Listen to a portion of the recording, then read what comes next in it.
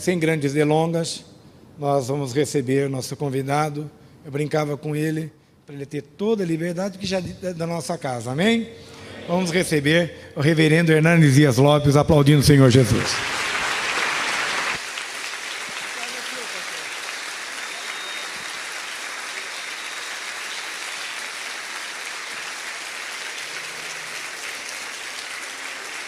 Podem sentar, queridos irmãos, por gentileza. Que privilégio poder estar mais uma vez com o pastor Flávio, com esta querida igreja. Vocês são muito preciosos. Me sinto em casa. Não. Me sinto em casa toda vez que venho aqui. Eu quero partilhar com vocês o texto de Romanos capítulo 8. Versos 26 a 30. Abra sua Bíblia, acompanhe comigo essa leitura e mantenha a sua Bíblia aberta para considerarmos juntos esta passagem. Está escrito o seguinte, Romanos 8, verso 26. Também o Espírito, semelhantemente, nos assiste em nossa fraqueza, porque não sabemos orar como convém, mas o mesmo Espírito intercede por nós sobremaneira, com gemidos inexprimíveis. E aquele que sonda os corações sabe qual é a mente do Espírito, porque segundo a vontade de Deus é que ele intercede pelos santos. Sabemos que todas as coisas cooperam para o bem daqueles que amam a Deus, daqueles que são chamados segundo o seu propósito. Porquanto aos que de antemão conheceu, também os predestinou para serem conformes à imagem de seu Filho, a fim de que ele seja o primogênito entre muitos irmãos. E aos que predestinou, a esses também chamou, e aos que chamou, a esses também justificou, e aos que justificou, a esses também glorificou. Amém. O que eu vou lhe falar nesta noite não é uma mera hipótese ou possibilidade, é um fato absoluto, irrefutável. E o fato é este: nem todas as pessoas que sonham, que planejam e que desejam vencer, vencem. E eu quero ilustrar este fato com a saga esportiva brasileira. E eu prometo a vocês de não relembrar a tragédia de 2014. Eu gostaria de recuar um pouco mais. 1950, o Brasil hospeda pela primeira vez uma Copa Mundial de Futebol. Naquela ocasião, a imprensa internacional apontava o Brasil como forte candidato a sagrar-se campeão do mundo. Para não frustrar a expectativa, o Brasil abre aquele campeonato no Rio de Janeiro, no Maracanã, construído para aquela finalidade, goleando o México por 4-0. Em seguida, o Brasil vem para São Paulo e empata com a Suíça por 2-2. Classifica-se para a fase seguinte, ganhando da então Iugoslávia por 2-0. A partir daí o Brasil se torna um fenômeno do futebol mundial, porque vai para a semifinal e goleou a famosa Espanha por 6-1. Depois goleia a Suécia por 7-1, resultado que os brasileiros guardam muito bem. E então o Brasil vai para a final, no dia 16 de julho de 1950, com o Uruguai, dependendo apenas de um empate para sagrar-se campeão do mundo. Todo o Brasil celebrava antecipadamente a vitória. As bandeiras eram desfraldadas. O povo nas ruas e praças cantava antecipadamente a vitória. O Brasil entra em campo dia 16 de julho de 1950 com 199 mil torcedores no Maracanã. Para não frustrar a torcida, o Brasil faz 1-0 no primeiro tempo. Quase que volta para o segundo tempo com a faixa de campeão no peito. Mas então o Uruguai empata o jogo. Mas o Brasil ainda era o campeão com o empate. Mas antes da partida encerrar, o Uruguai fez 2-1. O Maracanã cobriu-se de silêncio, a nação brasileira de lágrimas, e a expectativa de vitória transformou-se em derrota amarga e fatídica. Eu quero dizer para você, entretanto, que este não é o destino dos filhos de Deus. Nós não temos apenas expectativa de vitória, nós temos garantia de vitória. Nós já somos mais do que vencedores em Cristo Jesus, nosso Senhor. A nossa vitória já foi conquistada, e conquistada na cruz do Calvário. Então, nós não entramos em campo apenas para ver se vamos vencer ou não. Essa vitória já foi conquistada quando Jesus Cristo verteu o seu sangue, deu a sua vida por nós e ressuscitou dentre os mortos. Eu queria que você olhasse comigo então esta passagem. Eu gosto muito de ler e, via de regra, toda semana eu procuro ver o que está saindo de novo na literatura. E vocês bem sabem que os livros mais publicados no Brasil são livros de autoajuda e livros que ensinam você a ficar rico rápido. Eu não acho que eu não estou lendo direito esses livros. Mas esses livros todos dizem assim para você: você é forte, você tem a força, você tem o poder, há poder nas suas palavras, basta fazer cócega no seu interior e se levantará daí um gigante. Mas sabe o que a Bíblia diz? Exatamente o contrário disso. A Bíblia diz que nós somos fracos, mas muito fracos. Nós não somos vitoriosos ou vencedores porque somos fortes. Nós somos vencedores apesar de sermos fracos. Por exemplo, nós temos fraquezas físicas. Isso é um fato. Irmãos, querendo ou não, gostando ou não, o tempo vai esculpindo algumas rugas no nosso rosto indisfarçáveis. As mulheres, que são mais espertas do que os homens, conseguem driblar um pouco com cosmético. Você sabe que a palavra cosmético vem da palavra cosmos. Quando a gente acorda, a gente é um caos, né? Aí passa um bom cosmético e você vira um cosmos. Agora, daqui a pouco, os cosméticos já não resolvem tanto. Aí uma boa cirurgia plástica também ajuda muito. Mas chega uma hora que, ainda que Pitangui ressuscitasse dentre os mortos, não teria mais jeito. As pernas ficam bambas, os joelhos trôpegos, as mãos descaídas, os olhos embaçados.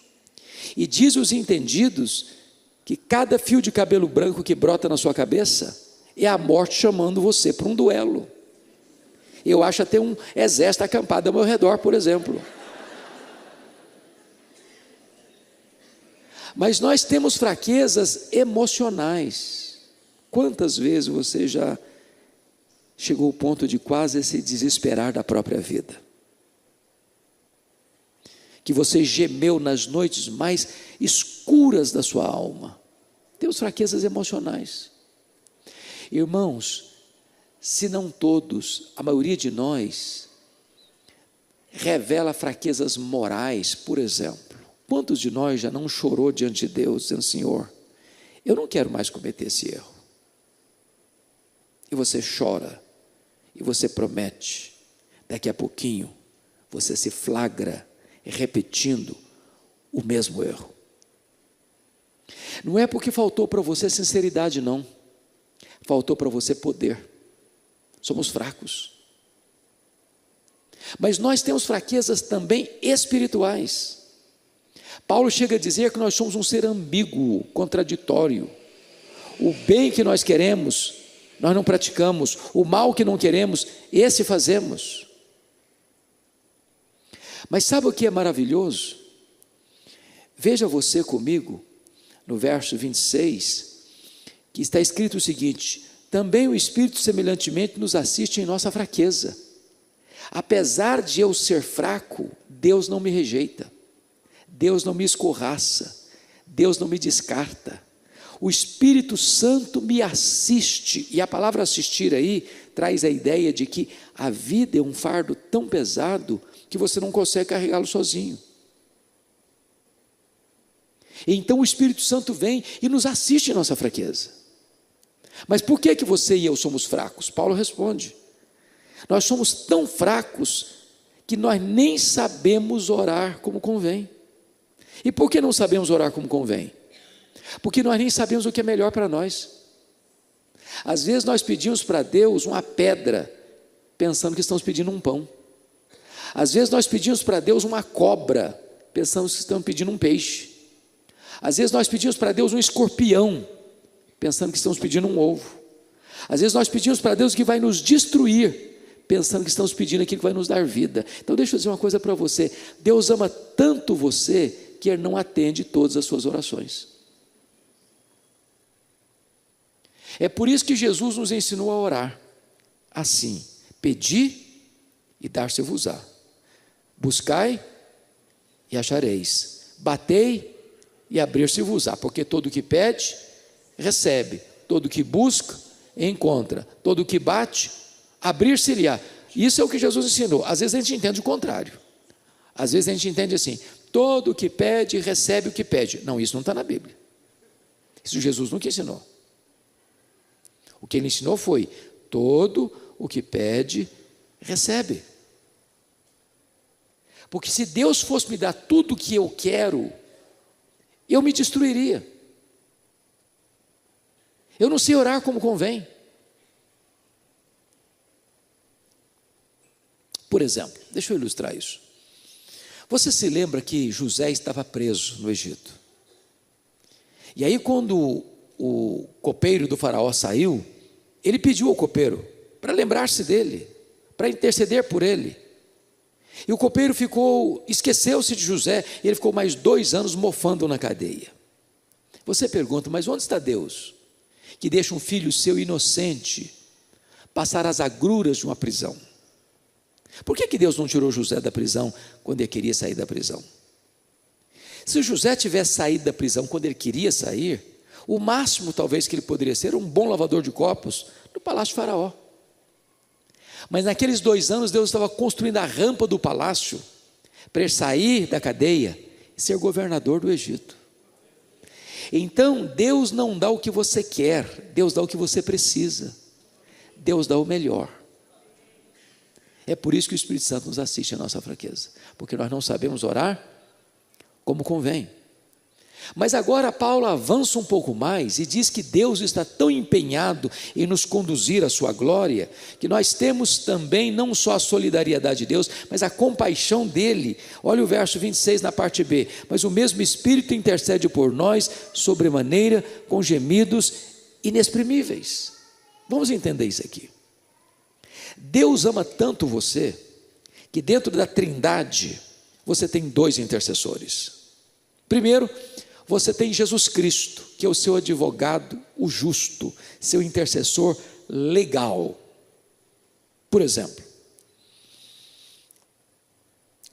a Bíblia diz que Satanás é o acusador dos nossos irmãos. Quando chega uma acusação contra você no tribunal de Deus, Jesus Cristo se apresenta e diz assim: Pai, por esse pecado que ela está sendo acusado, eu já morri na cruz. A punição desse pecado eu já sofri na cruz. É por isso que a Bíblia diz assim: quem tentará acusação contra os eleitos de Deus? É Deus quem os justifica. Quem os condenará? É Cristo Jesus quem morreu, ou antes quem ressuscitou, o qual está à destra de Deus e também intercede por nós. Nenhuma acusação prospera contra você, porque você tem o advogado justo, aquele que pagou a sua dívida, morreu pelos seus pecados e ressuscitou para a sua justificação. Mas agora, Paulo vai dizer que nós temos um segundo intercessor na Trindade. Se nós temos Jesus intercedendo por nós, lá diante do tribunal de Deus, agora nós temos o Espírito Santo intercedendo em nós, por nós, ao Deus que está sobre nós. Se Jesus é o nosso intercessor legal, o Espírito Santo é o nosso intercessor existencial. E como é que o Espírito Santo intercede por você?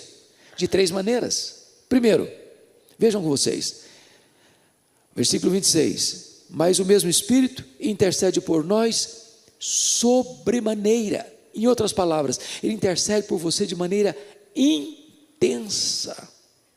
É a mesma ênfase de João 3,16, porque Deus amou o mundo de tal maneira.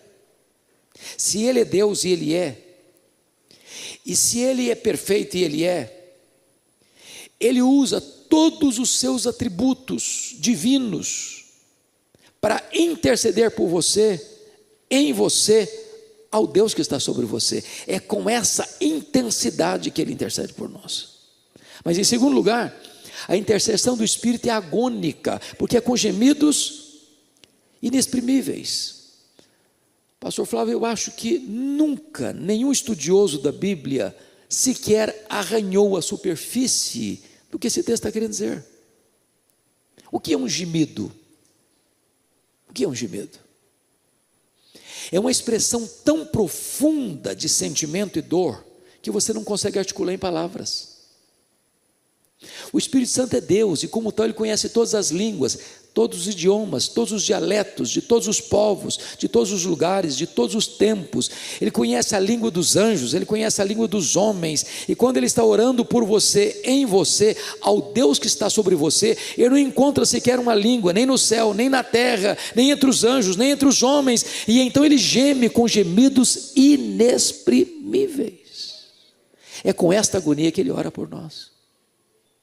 Mas em terceiro lugar, a intercessão do Espírito, além de intensa e agônica, ela é também eficaz. Olha o verso 27, o que está escrito: e aquele que sonda os corações, sabe qual é a mente do Espírito, porque a segunda vontade de Deus é que Ele intercede pelos santos. Se eu não sei orar como convém, o Espírito Santo sabe. Em outras palavras, o Espírito Santo não desperdiça nem sequer uma oração por você, em você, ao Deus que está sobre você. Todas as suas orações são respondidas eficazmente. Mas Paulo dá mais um passo rumo a esse propósito de Deus nos conduzir à glória, quando ele vai falar da sabedoria de Deus no versículo 28. Confira comigo. Sabemos que todas as coisas cooperam para o bem dos que amam a Deus, daqueles que são chamados segundo o seu propósito. A primeira palavra que aparece nesse texto aí, sabemos, é um termo no grego que vem da matemática, é um termo exato, é um termo absolutamente concreto. Aqui não existe a linguagem da conjectura hipotética, aqui existe a linguagem da certeza experimental. Paulo não diz assim, sentimos.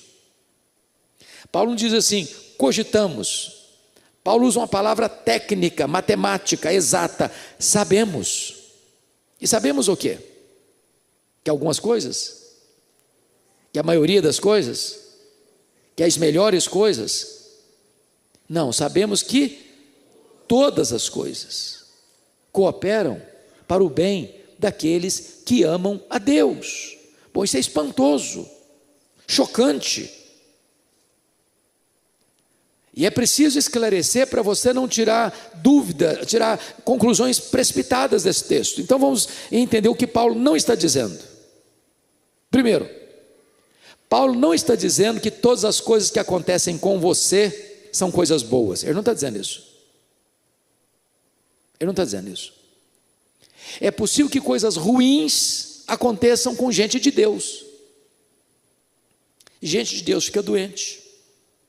Gente de Deus bate carro. Gente de Deus perde o emprego. Gente de Deus sofre acidente. Gente de Deus é atingido por bala perdida. Gente de Deus enterra os seus mortos.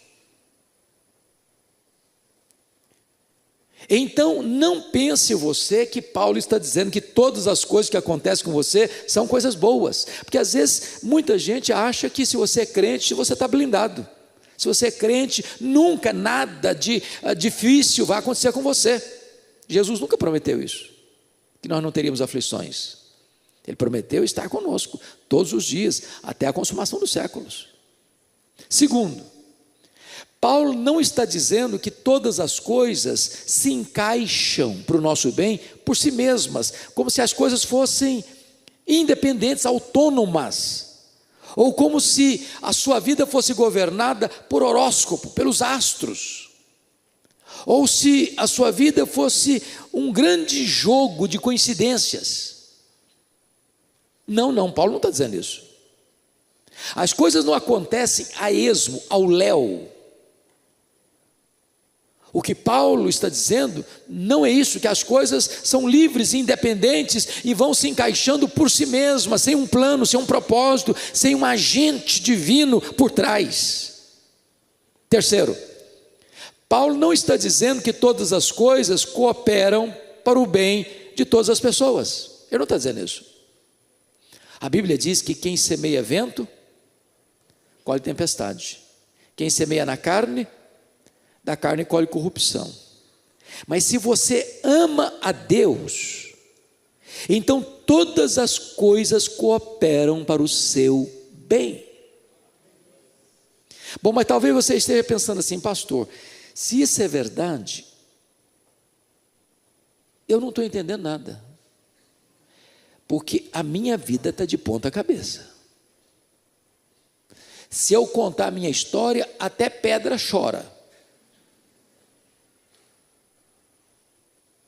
Então deixa eu dizer uma coisa a você, nem sempre Deus explica para você ou para mim o que Ele está fazendo na nossa vida, como não explicou para Jó, a despeito de Jó ter perguntado para Deus 16 vezes, por quê, por quê, por quê, por quê? Quando você não pode entender o que Deus está fazendo, você pode entender Deus. Ele é seu Pai, Ele é soberano, Ele ama você, e Ele está trabalhando por você e não contra você. Deixa eu ilustrar isso. Quando o grande cientista Albert Einstein veio à América, depois do seu sucesso com a teoria da relatividade, acompanhado da sua esposa, uma repórter perguntou para sua mulher assim: a senhora compreende a complexa teoria da relatividade pela qual seu marido é tão famoso no mundo? Ela respondeu: não, eu não compreendo a complexa teoria da relatividade pela qual meu marido é tão famoso no mundo, mas eu compreendo o meu marido. Se você não está compreendendo o que Deus está fazendo na sua vida, você pode compreender Deus. Ele é soberano, Ele é seu Pai, Ele ama você, e Ele está trabalhando todas as coisas para o seu bem. Gary Chapman conta a história de um pastor que foi visitar uma moça, estava muito amarga com Deus, e aquela moça tinha passado pelo drama de enterrar seu pai, e ela estava amargurada com Deus, tinha abandonado a igreja, não lia mais sua Bíblia, não orava mais, não havia cânticos de louvor mais em seus lábios, e enquanto o pastor tentava entabular uma conversa com ela, ela fazia um bordado à mão. De repente o pastor pede licença a ela, pega o bordado que ela estava fazendo, vira pelo avesso e disse: filha, eu não te entendo, você é uma moça tão inteligente, tão prendada, fazendo uma coisa tão feia, não estou vendo nexo nenhum aqui, as linhas estão soltas, Parece que não há um projeto sério aqui. E a moça disse: mas pastor, o senhor está olhando o bordado pelo avesso. Olha o lado direito dele. E o pastor disse: filha, você está olhando para a vida pelo lado avesso. Olha pelo lado direito. Você vai ver que tem beleza. Deus está trabalhando para o seu bem e não contra você. Todas as coisas cooperam para o bem daqueles que amam a Deus. Sabe o que significa isso, irmãos? Deus vai temperando na sua vida momentos de alegria e momentos de dor, momentos de saúde, momentos de doença, momentos de prosperidade e momentos de adversidade, momentos de celebração e momentos de luto. Em todas essas coisas, e mesmo no sofrimento, mesmo nas lutas da vida, mesmo nos dissabores da vida, mesmo nas situações mais adversas da vida, Deus está como que montando um mosaico da sua vida.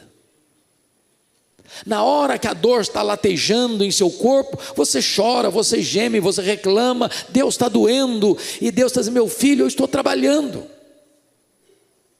Eu estou esculpindo em você a beleza do meu filho, o meu filho que aprendeu pelas coisas que sofreu. É como se você pensasse num artista que está esculpindo no mármore. Se o mármore tivesse sentimento e pudesse falar, quando aquele homem que está trabalhando ali, esculpindo, pegando o seu formão e quebrando pedaços e rascando, tirando lascas e burilando aqui, burilando acolá, ele ia gemer, ele ia reclamar, ele ia chorar, mas quando chega o final e você vê o produto daquela escultura, você fica encantado com a beleza. Tinha um projeto, tinha um plano. E eu quero dizer para você que Deus não é o Deus do improviso. Deus não tem rascunho, Deus não tem improviso. Deus tem um plano, é perfeito, é vitorioso. E o grande projeto de Deus na sua vida é contribuir para o seu bem, é trabalhar para o seu bem e não contra você. Mas talvez você pergunte ainda: pastor, mas que bem é esse? Que bem é esse? Eu ser rico, famoso, ter sucesso profissional, ter muitos amigos, ter uma saúde inabalável. Bom, essas coisas todas são muito boas, mas Paulo não deixa nenhum de nós aqui confuso acerca de qual é o bem que ele está falando. Todas as coisas cooperam para o seu bem. Que bem é esse? A resposta está no versículo 29, dê uma olhadinha aí. Olha o que ele escreve no verso 29, ele diz assim: porquanto aos que de antemão conheceu, também os predestinou para serem conformes à imagem do seu Filho. Sabe qual é o grande projeto de Deus na sua vida?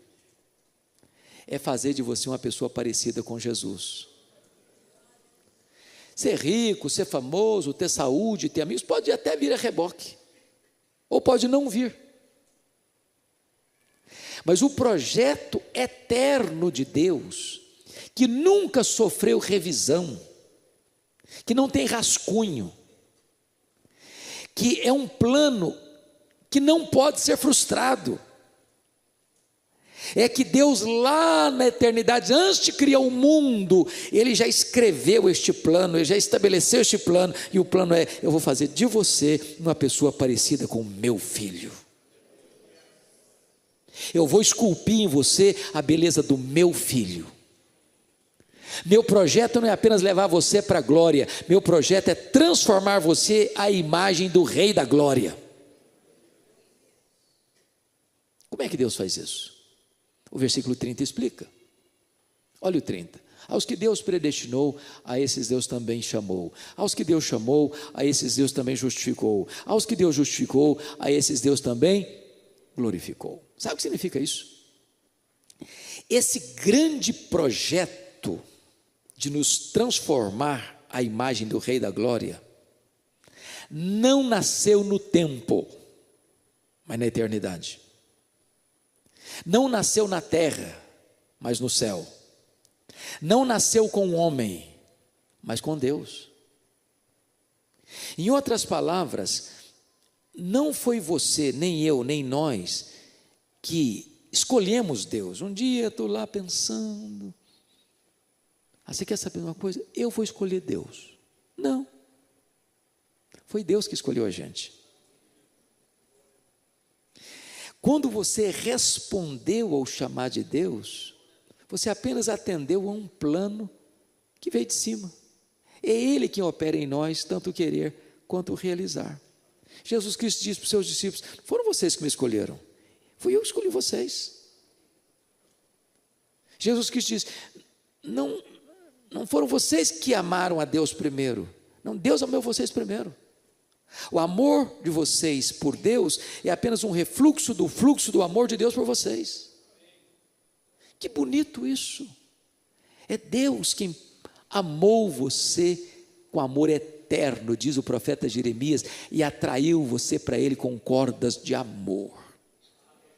Aí Paulo avança um pouco mais, o seguinte: aos que Deus predestinou, a esses Deus também chamou. Há dois chamados na Bíblia. Há um chamado geral e há um chamado específico. O que Jesus Cristo disse? Muitos são chamados, poucos escolhidos.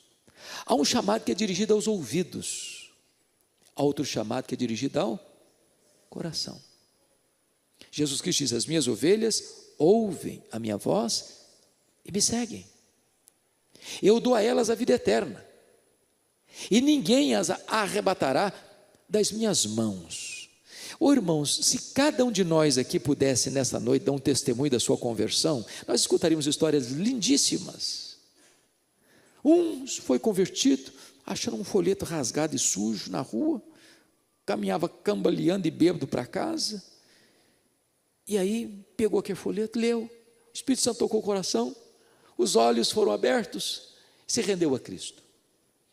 O outro estava lá na boca do fumo, pegou um pedaço da Bíblia para fazer um baseado, para fumar, e de repente uma frase saltou aos olhos, aquilo entrou com uma flecha no coração, e a pessoa caiu de joelho e se arrependeu e creu no Senhor Jesus Cristo.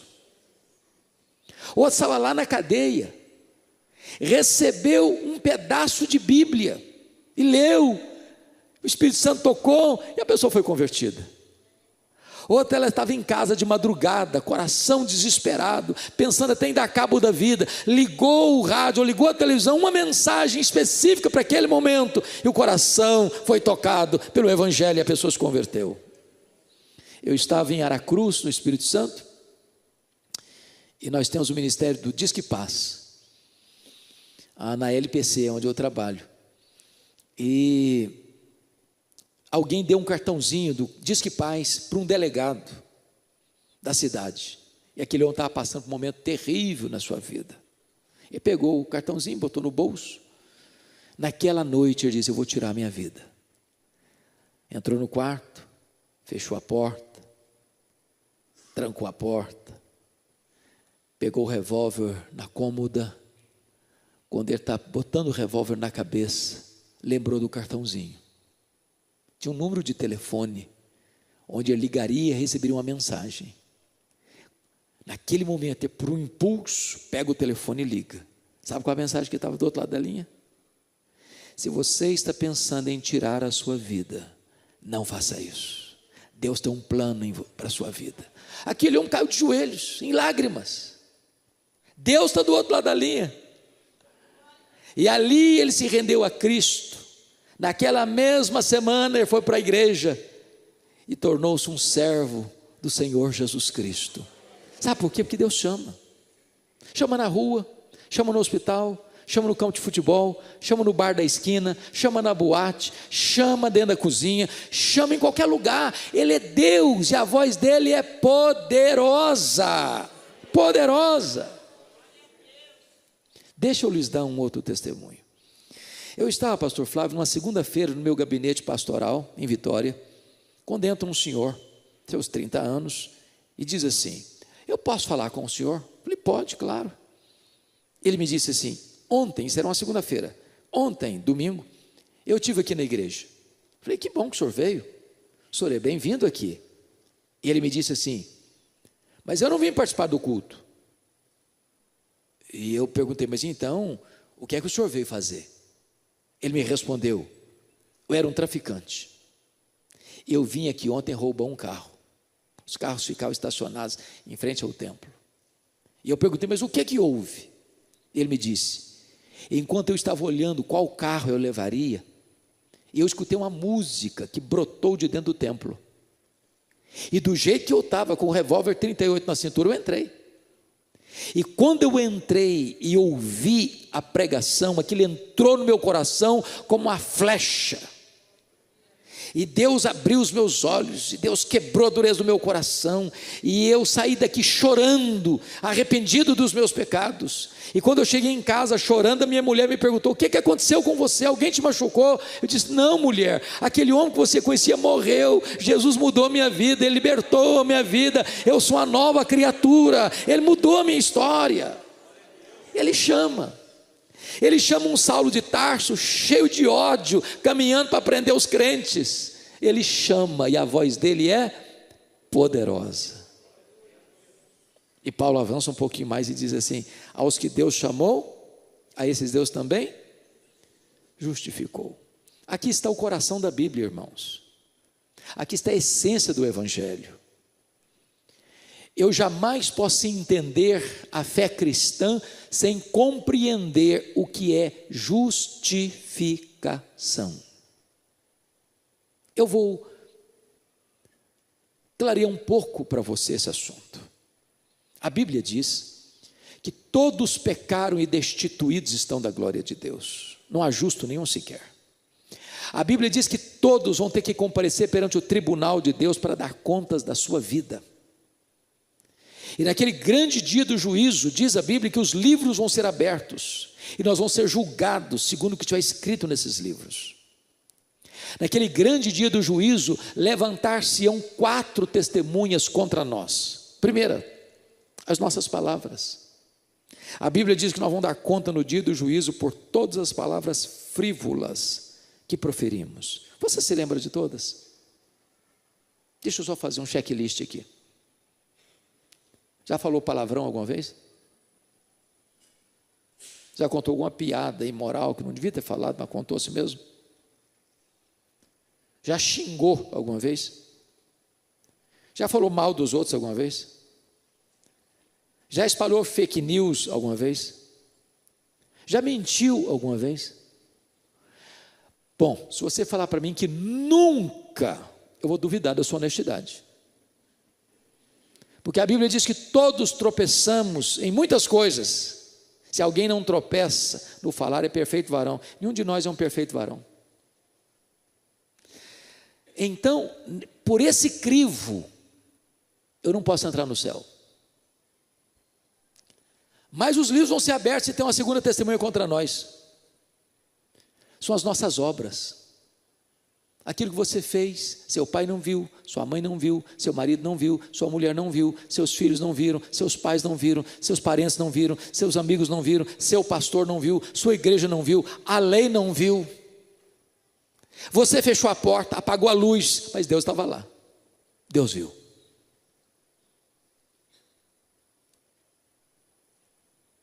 Então, pelo critério das obras, ninguém pode entrar no céu. Mas diz a Bíblia que no dia do juízo, Deus vai julgar em terceiro lugar as nossas omissões. Se você sabe que deve fazer o bem e não faz, nisso você está pecando. Sabe o que a Bíblia diz? Se você guardar toda a lei e tropeçar num único ponto, você é culpado da lei toda. Porque o padrão para entrar no céu é a perfeição. Nada contaminado pode entrar no céu. Se entrar um pecado no céu, o céu deixa de ser céu. Bom, então pelo padrão da omissão, ninguém entra no céu. Todos nós cometemos pecado de omissão. Você pode estar dentro da sua casa, não falando mal de ninguém, não fazendo mal para ninguém e cometendo um terrível pecado de omissão.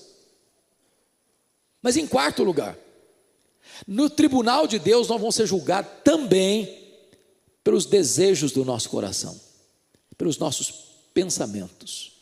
E isso é dramático. Sabem por quê? Nenhum tribunal da terra tem competência para julgar o quê? Foro íntimo. Mas o tribunal de Deus julga foro íntimo. Eu não sei se vocês já pararam para examinar Romanos 7. Quando Paulo estava escrevendo Romanos 7, ele disse que foi o 10º mandamento do decálogo que levou à consciência de que ele era pecador. Mas eu pergunto a vocês, qual a diferença dos 9 primeiros mandamentos da lei para o 10º? Vocês já pararam para pensar sobre isso? Os 9 primeiros mandamentos da lei são objetivos. Qualquer tribunal da terra pode analisar, legislar e julgar. Não terás outros deuses, não farás mais de escultura, não tomarás o nome do Senhor teu Deus em vão, lembra-te de o dia de sábado para o guardar, honra teu pai e tua mãe, não matarás, não adulterarás, não furtarás, não dirás falso testemunho. Esse é o objetivo, todo mundo vê. Qual é o 10º mandamento? Não cobiçarás. Isso é do coração. Você pode ter uma auréola de santidade na cabeça e um coração podre, só Deus vê. Pois o tribunal de Deus julga foro íntimo. E eu pergunto a você, quem passa nesse pente fino? Ninguém. Mas deixa eu ilustrar isso melhor para você. Segundo os psicólogos, passam pela nossa cabeça cerca de 10.000 pensamentos por dia. Tem hora que passa um pouco mais, né? Quantos desses pensamentos nós teríamos vergonha de contar para o nosso amigo mais próximo?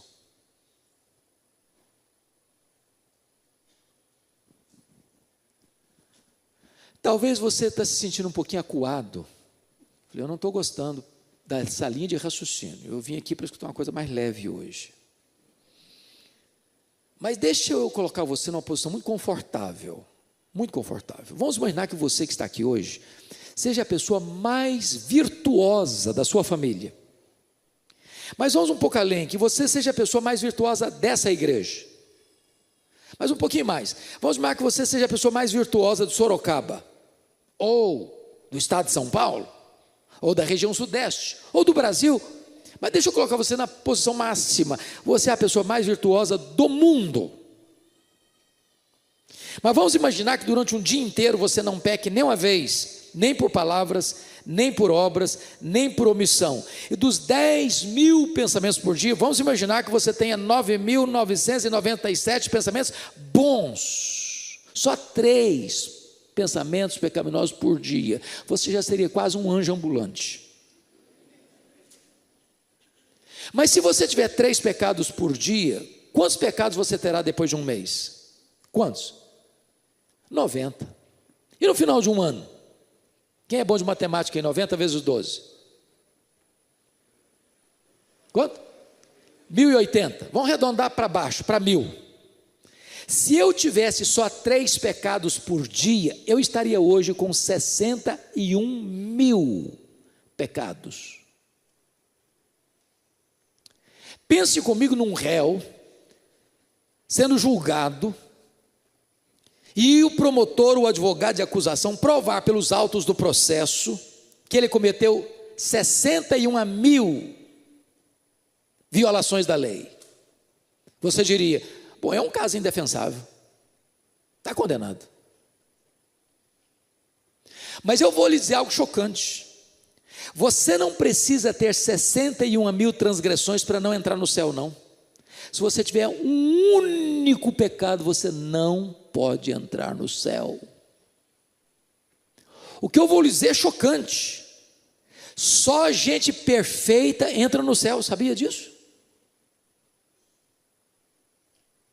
Só gente perfeita entra no céu. Porque no céu não pode entrar nada contaminado. Aí você pode argumentar comigo e dizer, não estou gostando dessa brincadeira não, esse negócio não está certo, porque eu faço muita coisa boa, eu faço muita coisa certa. Se botar na balança coisa errada e coisa certa que eu faço, tem certeza que tem mais coisa certa que errada. O problema não é esse. O problema é que você não atingiu o padrão da perfeição para entrar no céu. E eu explico. Biblicamente está escrito assim: se você guardar toda a lei, e tropeçar num único ponto, você é culpado dela inteira. Por quê? Porque você comprometeu o padrão da perfeição. Eu ilustro de novo. Vamos imaginar que nós vamos chegar em casa hoje, fazer um grande omelete para a família. Você vai na geladeira, pega 10 ovos, bota uma grande frigideira no fogo, quebra o primeiro, segundo, terceiro, quarto, quinto, sexto, sétimo, oitavo, nono, a gema vermelhinha. A hora que você quebra o 10º ovo, ele estava podre, caiu lá dentro da frigideira. Eu pergunto a vocês, quanto do omelete vocês estragaram? Todo, mas só tinha um ovo estragado. Só que você comprometeu o padrão da perfeição. Talvez você esteja pensando assim, pastor, se o negócio é desse jeito, então eu estou frito. E se você pensou assim, parabéns, é isso mesmo, está frito mesmo. Não tem chance, não tem esperança de você ser salvo pelas suas obras, pelos seus méritos, pela sua religiosidade. Impossível, impossível. Então, eu tenho uma boa notícia, uma grande notícia. O que você não pode fazer, o que você não consegue fazer, Deus fez por você.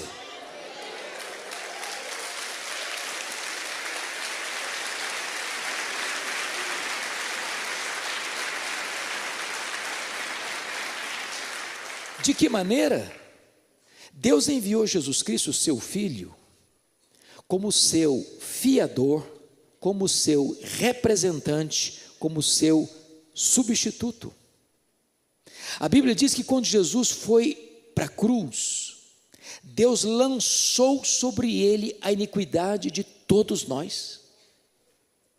E ele foi carregando sobre o seu corpo no madeiro os nossos pecados. Quando ele estava lá na cruz, ele pegou escrito de dívida que era contra você, seus pecados, e anulou esse escrito de dívida, rasgou, encravou na cruz e deu um brado: está consumado, está pago, aquele que crê em mim não deve mais nada. Lá na cruz aconteceram 3 transações poderosíssimas, que é preciso entender. Primeira transação que aconteceu na cruz, a Bíblia diz que Deus estava em Cristo reconciliando consigo o mundo, não imputando aos homens as suas transgressões. Sabe o que significa isso? Deus não pôs na sua conta a sua dívida. Qual é o tamanho da sua dívida? Impagável. Impagável. Para Deus salvar você, sabe o que ele fez? Não botou na sua conta a sua dívida. Segunda transação da cruz, está escrito lá em 2 Coríntios 5, 21, aquele que não conheceu o pecado, Deus o fez pecado por nós. Sabe o que Deus fez com os seus pecados? Lançou-os todos sobre o seu Filho Jesus Cristo. Naquele momento não havia beleza nele, naquele momento o sol escondeu o rosto dele, naquele momento o pai teve que desamparar seu filho. Deus meu, por que me desamparaste? Naquele momento ele foi feito pecado por nós, naquele momento ele foi feito maldição por nós, naquele momento a lei exigiu a morte dele, naquele momento diz a Bíblia que agradou ao Pai moê-lo, e Deus satisfez nele toda a justiça que nós violamos, e ele ali é golpeado pela morte, a morte que o nosso pecado merece, porque o salário do pecado é a morte, e ele morre pelos nossos pecados, segundo as Escrituras. Terceira transação. Primeiro, Deus não botou a sua dívida na sua conta. Segundo, Deus botou a sua dívida na conta de seu Filho Jesus Cristo, e ele pagou essa dívida com seu sangue. Terceira transação. Aquele que não conheceu o pecado, Deus o fez pecado por nós, para que nele nós fôssemos feitos justiça de Deus. É como se Deus fizesse um DOC, é como se Deus fizesse uma transferência. Agora Deus pega toda a justiça do seu Filho e vai lá e deposita na sua conta. Isso é mais do que perdão. Preste bem atenção no que eu vou lhes dizer. Isso é mais do que perdão. Sabe o que é perdão? Perdão é um conceito negativo, justificação é um conceito positivo. Eu ilustro. Imagine que você estivesse quebrado, falido. você devesse R$1 milhão ao banco, você não tem um centavo. Alguém vai lá e deposita R$1 milhão na sua conta, e a sua dívida é o quê? Paga. Agora você não tem mais dívida, você está livre, está perdoado. Mas se você estava quebrado você fica, você só não tem mais dívida. Isso é perdão. Pois justificação é um conceito maior do que perdão. Sabe por quê? É porque Deus transfere para a sua conta lá no tribunal do céu todo o crédito da justiça do seu filho. Justificação, irmãos, não é um processo, é um ato legal, é um ato jurídico, é um ato forense, não tem graus. A pessoa que acabou de crer em Jesus está tão justificada como aquela que tem 50 anos de vida cristã. Significa o seguinte: é como se Deus fosse lá na sua ficha no tribunal do céu e puxa a sua ficha. Sabe o que está escrito lá? Justificado. Você não tem mais dívida, você está quites com a lei, você está quites com a justiça, e mais, aqui tem um depósito de valor infinito na sua conta. Toda a justiça do meu filho está aqui na sua conta. É por isso que a Bíblia diz: há nenhuma condenação a mais para aqueles que estão em Cristo Jesus, nosso Senhor.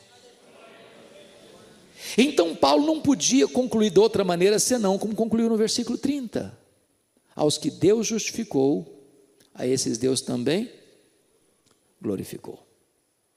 Eu pergunto a vocês, o verbo glorificar está em que tempo verbal aí? Quem me ajuda na língua portuguesa? No pretérito? Perfeito, no passado? E eu faço outra pergunta: a glorificação já aconteceu? Você está glorificado? Não. Eu ainda erro, eu ainda peco, ainda fico com medo, ainda fico ansioso. Então eu pergunto a vocês: será que Paulo errou na gramática ou na teologia? Porque ele não colocou assim: e aos que Deus justificou, esse Deus também glorificará. Mas ele coloca no passado, como um fato consumado. Sabe o que significa isso? Você que creu no Senhor Jesus, na mente de Deus, nos decretos de Deus, você já está no céu. É por isso que ele termina com 5 perguntas retóricas. Se Deus é por nós, quem será contra nós? Aquele que não poupou seu próprio filho, antes por todos nós o entregou, porventura não nos dará graciosamente com ele todas as coisas? Quem tentará acusação contra os eleitos de Deus? É Deus quem os justifica. Quem os condenará? Ora, é Cristo Jesus quem morreu, antes quem ressuscitou, o qual está à destra de Deus e também intercede por nós. Quem nos separará do amor de Deus que está em Cristo Jesus? Será a tribulação, a perseguição, a angústia, o fome, o perigo, a nudez ou a espada? Nós somos mais que vencedores por meio de todas essas coisas. Eu estou bem certo de que nem a morte, nem a vida, nem anjos, nem principados, nem poderes, nem altura, nem profundidade, nem qualquer outra criatura poderá nos separar do amor de Deus que está em Cristo Jesus, nosso Senhor. Oh, irmãos, que tão grande salvação nós recebemos em Cristo Jesus, nosso Senhor. Que grande Deus nós temos, que grande Salvador nós temos, que grande redenção nós temos em Jesus Cristo. Somos mais do que vencedores. Que Ele nos abençoe. Amém.